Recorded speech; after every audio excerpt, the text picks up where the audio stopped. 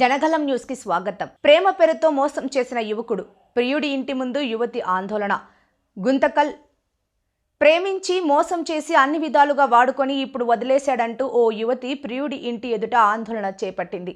వజ్రకరూర్ మండలం కొనగొండ్ల గ్రామానికి చెందిన యువతి గొరవ అనిత అదే గ్రామంలో వాలంటీర్గా పనిచేస్తున్న సమయంలో కొనగొండ్ల గ్రామానికి చెందిన చాకలి సంజీవ్ అనే యువకుడు ఆమెను నమ్మించి మాయమాటలు చెప్పి వీరిద్దరూ గత 5 సంవత్సరాలుగా ప్రేమించుకున్నారు. వీరి పెళ్లి ఒక గదిలో చేసుకున్నారని, ఆ తర్వాత 4 సంవత్సరాలు ఆమె దగ్గర ఉండి తర్వాత ఆమెను వాడుకొని వదిలేశాడని యువతి పోలీస్ స్టేషన్లో ఫిర్యాదు చేయడంతో పోలీసులు అతనిపై కేసు నమోదు చేసి జైలుకు వెళ్లి వచ్చిన తర్వాత అతని కుటుంబం వేరే యువతితో పెళ్లికి సిద్ధం చేయగా శుక్రవారం గొరవ అనిత ప్రియుడి కుటుంబ సభ్యుల ఇంటి దగ్గరికి వెళ్లి వేరే పెళ్లి చేసుకోకూడదని ప్రియుడి ఇంటి ముందు యువతి ఆందోళన చేసింది.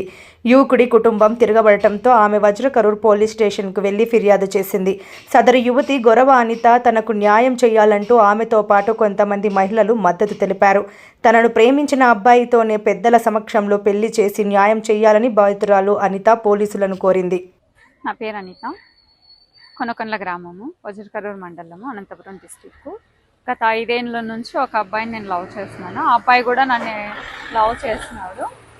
5 ఇయర్స్ దాకా పెళ్లి చేసుకుంటామని చెప్పి అఫీషియల్గా నన్ను బెంగళూరు పిలుచుకొని పోయి అక్కడ పసుపు తాడు కట్టినాడు బెడ్రూమ్లో.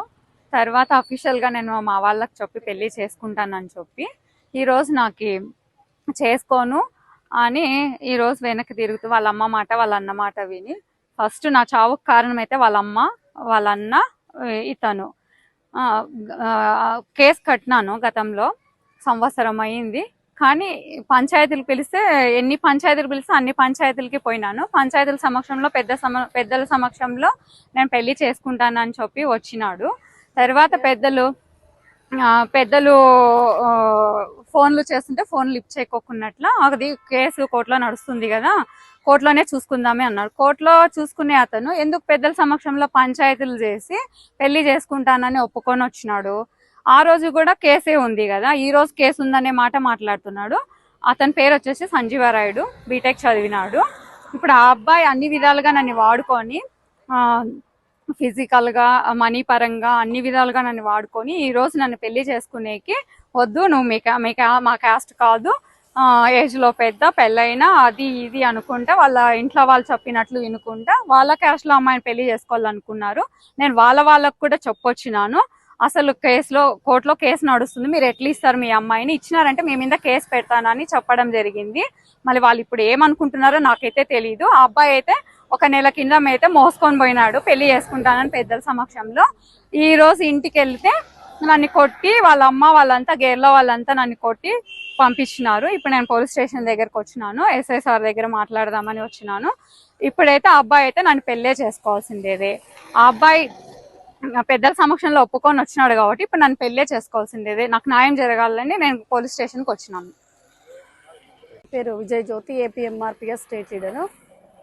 కొనకొండ్ల గ్రామానికి మేము వచ్చాము. అనిత అనే మహిళా సమస్య జరిగింది కాబట్టి ఆమెను గత 5 ఏళ్ళుగా సంజీవ్ రాయుడు అనే ఒక అబ్బాయి ప్రేమించి శారీరకంగా మానసికంగా అన్ని విధాలుగా వాడుకొని ఈరోజు పెళ్లి విషయం వచ్చేసరికి నాకొద్దు అంటూ ఆ అమ్మాయిని చిత్రహింసలకు గురి చేస్తున్నాడు. గత సంవత్సరము కోర్టుకు కూడా వెళ్ళడం జరిగింది వాళ్ళు. అయితే పోయిన నెల డిసెంబర్ నెల వచ్చి సంజీవ్ రాయుడు పెద్ద మనుషుల సమక్షంలో కూర్చొని కేసు వద్దు, కోర్టులు వద్దు, నేనైతే పెళ్లి చేసుకుంటాను ఆ అమ్మాయిని అని చెప్పాడు. వాళ్ళ పెద్దలు వచ్చి సెటిల్మెంట్ కూడా మాట్లాడారు, ఇంత అమౌంట్ ఇస్తామని. ఏ తప్పు లేనప్పుడు సెటిల్మెంట్కు అతను మాట్లాడాడు కదా, వాళ్ళు కూడా మాట్లాడరు.